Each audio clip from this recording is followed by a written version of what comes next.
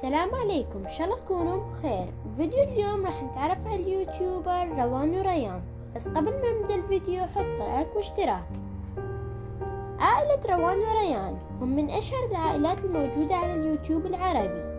هي عائلة ساكنة بالإمارات وبالتحديد في دبي، ولكن أصلها من الأردن.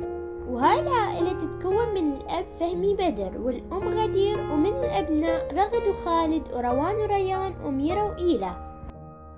عن رغد هي من أكبر فرد في عائلة روان وريان، وعندها قناة بعنوان رغودي مشترك فيها أكثر من 3 مليون مشترك.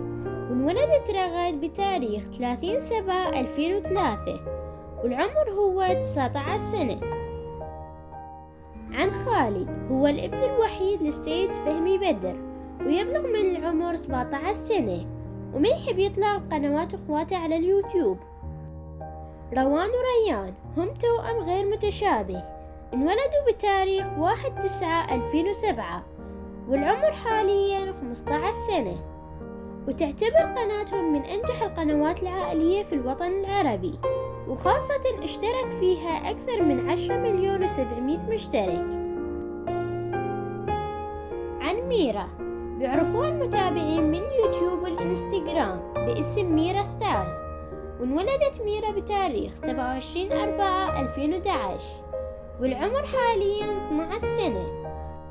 وقناة ميرا من أنجح قنوات الأطفال واللي اشترك فيها أكثر من 6 مليون مشترك. عن إيلا هي أصغر فرد في عيلة روان وريان، وانولدت بتاريخ 21/9/2019 والعمر حاليا 3 سنوات. وهسه نكون خلصنا الفيديو، إن شاء الله يكون عجبكم استمتعتوا معنا. لا تنسون اللايك والاشتراك بالقناة، تفعيل زر الجرس على مود يصلكم كل شيء جديد. مع السلامة.